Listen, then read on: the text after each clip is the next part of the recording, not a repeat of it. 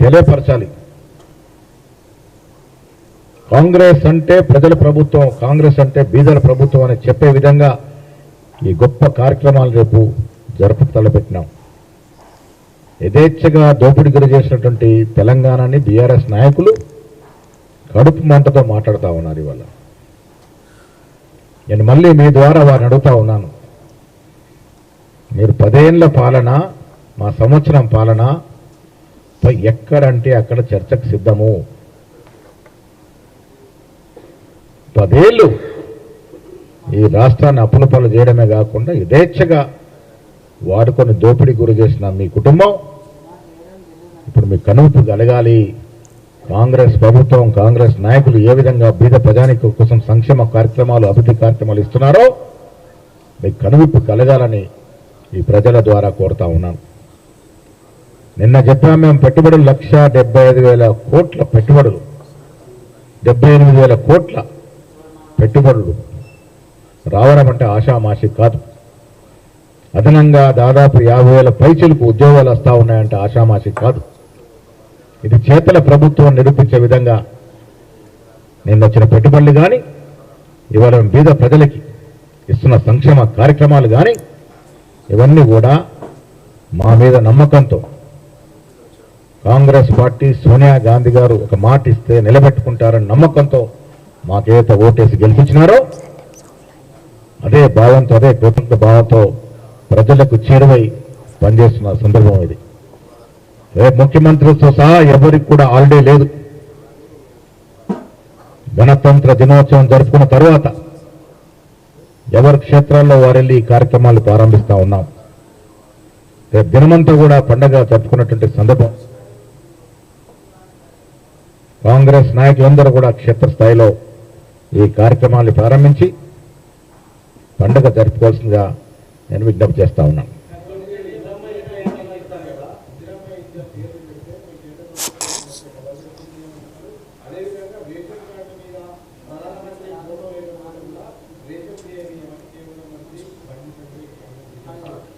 దిగజాడు రాజకీయం అంటాం దీన్ని. ఇది కూడా కేంద్ర మంత్రి స్థాయిలో ఉండి ఇంత దిగజాడు మాట్లాడితే ఎట్లా? ప్రధానమంత్రి అందరం గౌరవిస్తాము.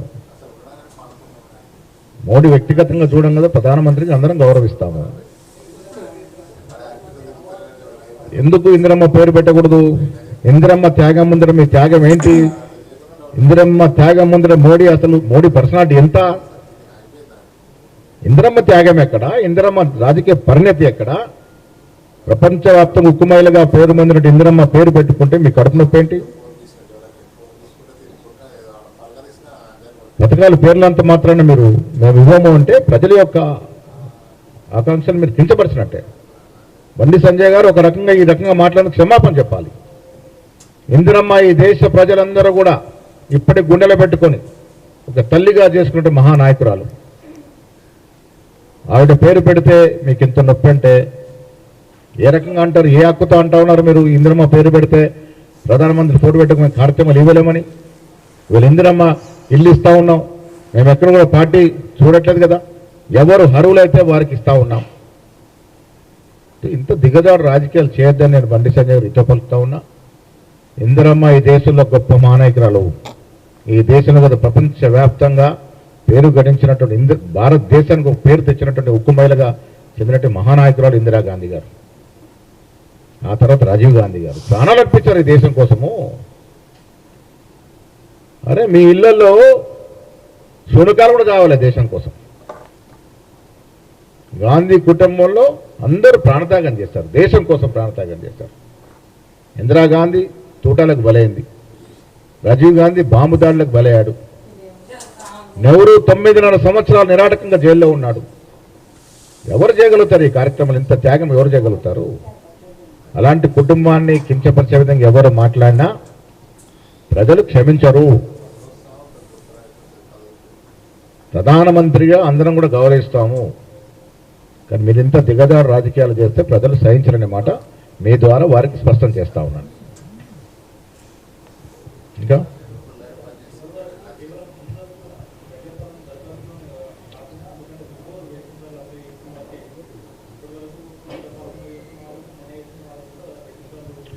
రేషన్ కార్డ్ అనేది నిరంతర ప్రక్రియ, ఇది స్క్రూటినీ జరుగుతుంది. మేము దానిలో పొందుపరిచిన నిబంధన ఏంటంటే ఇప్పుడు ఇందిరమ్మ ఇల్లు కూడా అతి నిరుపేదవాడయ్యి వారికి ఇల్లు లేకుంటే వారు అర్హుడవుతాడు. ఇప్పుడు చాలా చోట్ల మాకు కంప్లైంట్స్ వస్తూ ఉన్నాయి, ఇల్లున్న వారికి ఇల్లు పేర్లు వచ్చాయని. ఇవన్నీ కూడా స్క్రూటినీ జరుగుతాయి. లేక చేస్తాం అవసరం ఉన్నప్పుడల్లా. ప్రజల ప్రభుత్వం ఇది. 4:30 అయింది, క్లోజెస్ లేడైనా కొంత కట్టడి పీరియడ్ పెట్టుకున్నా అవసరం వచ్చినప్పుడు ప్రజలను ఆదుకోవడానికి సడలింపులు కూడా ఉంటాయి. ఇప్పుడు పీరియడ్ పెట్టారు, అప్లై చేశారు, స్క్రూటినీ అవుతుంది. నిజంగా లబ్ధి పొందాల్సిన వాడు అర్హత ఉన్న వాడికి డెఫినెట్గా ఆ లబ్ధి చెందాలనేదే మా కోరిక. ఎవరికి కూడా బీదవాడు ఎవరికి కూడా ఈ పథకం చేజారిపోకుండా ఉండడానికి జాగ్రత్తలు తీసుకుంటా ఉన్నాం. చాలా చోట్ల కంప్లైంట్స్ వస్తూ ఉన్నాయి. దీన్ని కూడా స్క్రూటినీ చేసి నిజమైన పేదవాడికి అందేలా ప్రయత్నం చేయాలనేది మా కోరిక.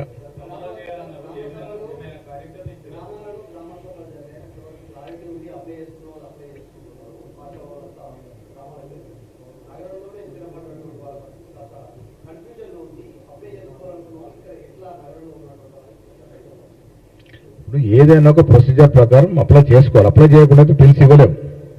మనకు ఎలా తెలుస్తుంది? అప్లై చేసుకోవాల్సిన పరిస్థితి ఉంది, చేసుకోవాలి. దానికో సమయం పెట్టాం, దానికో టైం పెట్టాం. అప్లై చేసుకున్న సమయంలో అప్లై చేసుకోవాలి. ఇంకా రాని వారు ఏమైనా ఉంటే రేపు ప్రభుత్వం మళ్ళీ ఆలోచిస్తారు.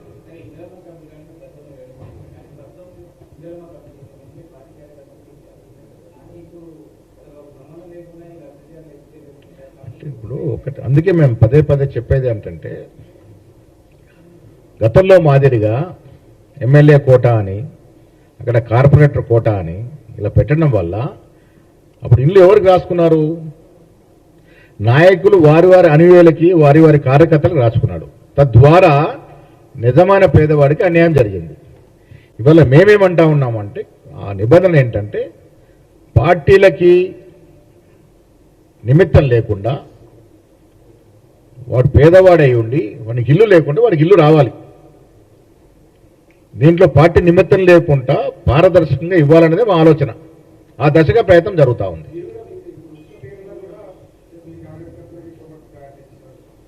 ఎక్కడ ఇప్పుడు మా కార్యకర్తల గొగ్గోలు పెడుతున్నాం, మా పేర్లు లేవని. చాలా చోట్ల అదే కంప్లైంట్ వస్తుంది మాకు.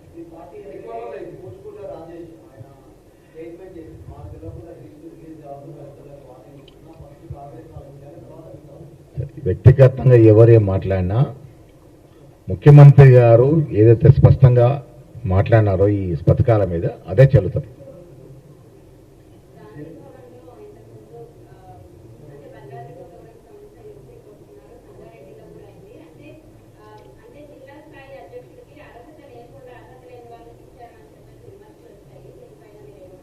సమగ్రంగా విచారణ జరుపుతా ఉన్నాము. ఇరువైపుల వాదనలు విన్నాను నేను. అవన్నీ కూడా క్లారిటీగా సర్టిఫికెట్స్ తెప్పించమని చెప్పాను. అర్హత లేకుండా ఒకళ్ళు ఓవర్ ఏజ్ అయి ఉండి ఆ పిల్లాడు ఎలక్ట్ అయితే దాని మీద కూడా మేము కేంద్ర యువజన కాంగ్రెస్కి లేఖ రాస్తాము. వాస్తవాలు తెలుసుకొని తగు నిర్ణయం చేయాల్సిందిగా రేపే నేను కేంద్ర యువజన కాంగ్రెస్ సెంట్రల్ లీడర్షిప్కి లేఖ రాయబోతా ఉన్నాను.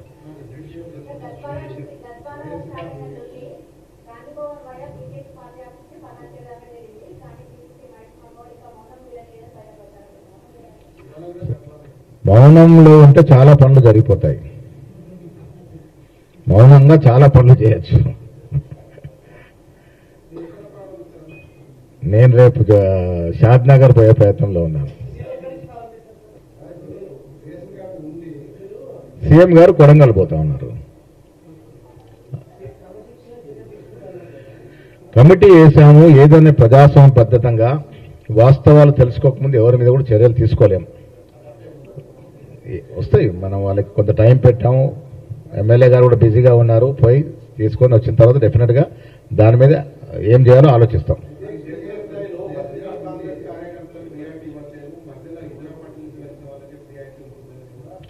లేదు, అందుకే నేను బాహటంగా నిన్న చెప్పిన మాట ఏంటంటే, ఇప్పుడు ఎమ్మెల్యేలు వచ్చారు, వేరొక పార్టీల ఎన్నికే మా పార్టీకి వచ్చినారు, మా పార్టీ కార్యక్రమాలు నచ్చి ఈ ప్రభుత్వానికి వెన్నుదండుగా ఉండవచ్చాను. వారి గౌరవిస్తూనే అక్కడ ఉన్నటువంటి పాత తరం కాంగ్రెస్ నాయకత్వాన్ని కాపాడుకోవాలనేది పిసిసి అధ్యక్షుడి యొక్క తపన. ఆ తపనలో నాకు కూడా కొద్ది ఇబ్బందులు వస్తూ ఉన్నాయి. డెఫినెట్గా దాన్ని సమతుల్యం పాటించి ఇద్దరిని కూడా కూర్చోబెట్టి అక్కడ ఇన్ఛార్జ్ మంత్రులకు ఇప్పటికే సూచనలు ఇవ్వడం జరిగింది, వారిని కోరడం జరిగింది. మీ జిల్లాలో ఇలాంటి పరిస్థితులు ఎక్కడ ఉన్నాయో వాటన్ని కూడా ఛేదించి చేయాల్సిందిగా ఇన్ఛార్జ్ మంత్రులందరూ కూడా కోరడం జరిగింది.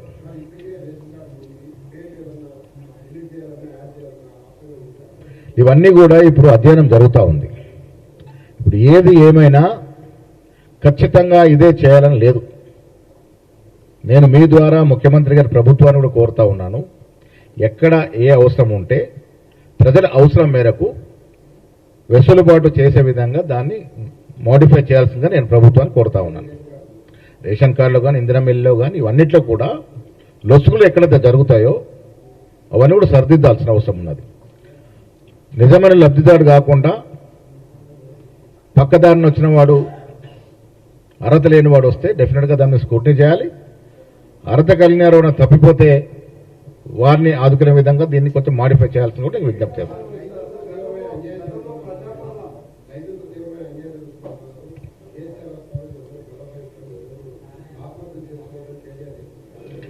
దయ్యాలు వేదాలు వల్లిస్తాయట పాతకాలం. నాకు కూడా తెలియదు, విన్నాను. ఇప్పుడు 10 ఏళ్ళు రాక్షసులాగా ఈ రాష్ట్రాన్ని భక్షించి 10 ఏళ్ళు ఏం వెలగబెట్టారు? ఇవాళ ఇంత బహత్తరమైన కార్యక్రమం చేస్తా ఉన్నాం మేము. మీరు ఒక్క రేషన్ కార్డు కూడా ఎందుకు ఇవ్వాలి బీద ప్రజానిక నేను ఇవాళ అడుగుతా ఉన్నాను.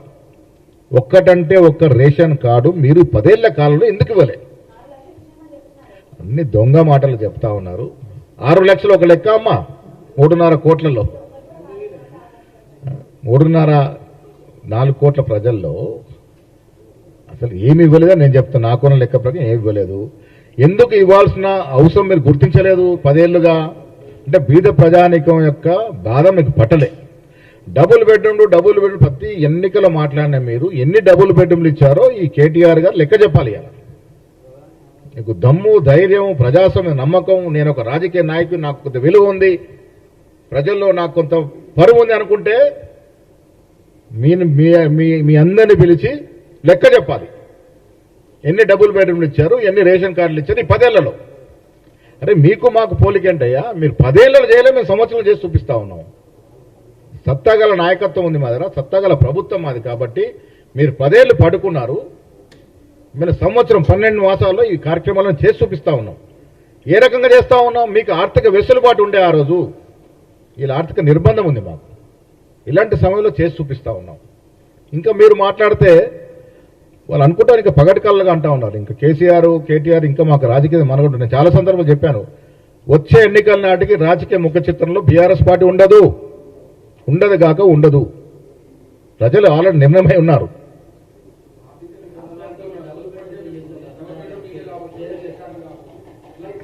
అదే ప్రయత్నం, ఆ గొప్పతనం మాది. అందుకే మేము గొప్ప వాళ్ళం ఎందుకు చెప్పుకుంటా ఉన్నాం? ఇంత నిర్బంధం ఉన్నా దాన్ని ఛేదిస్తా ఉన్నాం. ఆయనకున్న వెసులుబాటు మాకు లేదు. అప్పు చేసిపోయినాడు. అవును,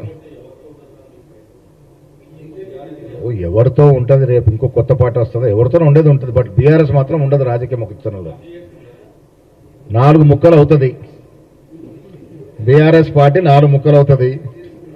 మెరజాయేటోడు వస్తూ అందులో ఎవడో ఒక నాయకుడు వస్తాడు. నేను చాలా సందర్భాల్లో చెప్పాను, రేపు బీఆర్ఎస్ పార్టీలో ఇవాళ కూడా చెప్తా ఉన్నాను, తండ్రి కొడుకులు తప్ప అంటే మీకు అర్థమైంది, ఇంకెవ్వరు మిగలరు. చూద్దాం, అడుగులు ఎట్టేస్తారో చూద్దాం. ఎవరు ఎట్టుపోతారనేది భవిష్యత్ తెలుస్తుంది. ఇప్పటి వరకు ఎవరిని ఆహ్వానించలే. సమయం వచ్చినప్పుడు ఆలోచిస్తాము.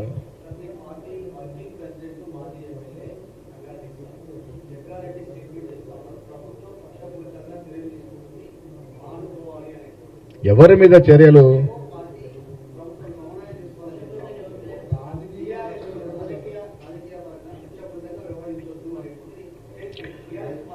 జగ్గారెడ్డి గారు ఏం మాట్లాడినా తెలియదు, కానీ నాకు తెలిసి 12 మాసాల్లో ఎవరి మీద కూడా రాజకీయ కక్ష సాధింపు జరగలే. మేము 10 ఏళ్లలో అనుభవించిన గృహ నిర్బంధాలు ఇవాళ లేవు. మేము ధర్నా చౌక్ ఎత్తివేయలే. లేదు లేదు ఎక్కడ లేదు ఎక్కడ కూడా జరగట్లేదు. ప్రజాస్వామ్యంలో మేము గృహనిర్బంధం చేయగలిగితే కేటీఆర్ హరీష్ రావు ఇంత బాటంగా బయటకు చెట్టమాటగలుగుతారు. ఇది కాంగ్రెస్ ప్రభుత్వం ఇస్తున్న స్వేచ్ఛ కదా. కవిత కానీ కేటీఆర్ కానీ హరీష్ రావు ఇంత బాటంగా ప్రజల్లోకి వెళ్ళి ఎందుకు మాట్లాడగలుగుతున్నారు, ప్రజలు రెచ్చగొట్టగలుగుతున్నారు? మేమిచ్చిన స్వేచ్ఛనే కదా, మా ప్రభుత్వం ఇచ్చిన స్వేచ్ఛనే కదా. ఎవరి మీద కక్షాదింపు లేవు. కానీ ఒకటి, తప్పు చేస్తే ఎవరు శిక్ష పడకుండా తప్పించుకోలేరు. అది మనం చూస్తూ ఉన్నాం. చట్టరీత్యా పనులు జరుగుతూ ఉన్నాయి.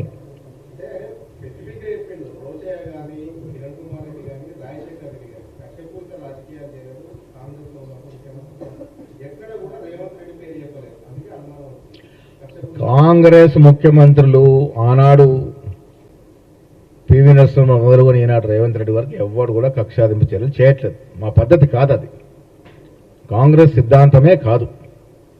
కాకపోతే ప్రజలు ఏదైతే ఆకాంక్షలతో ఆశలతో ఈ రాష్ట్రం దోపిడీకి గురైంది కాబట్టి ఆ దోపిడీకి గురి చేసినటువంటి దొంగల్ని మీరు శిక్షించాలని ప్రజలు కోరుకుంటా ఉన్నారు. ఆ దశగా ప్రజాస్వామ్య పద్ధతిలో లీగల్ పరివ్యూలో చర్యలు జరుగుతూ ఉంటాయి. ఇంకా కన్ఫర్మ్ కాలేదు. మోస్ట్లీ ఫిబ్రవరి మాసంలో ఉంటుంది. ఏం ఉండవు, ఇదంతా టెంపరీ నడుస్తుంది. ప్రజలు మాతో ఉన్నారు. సంక్షేమ కార్యక్రమం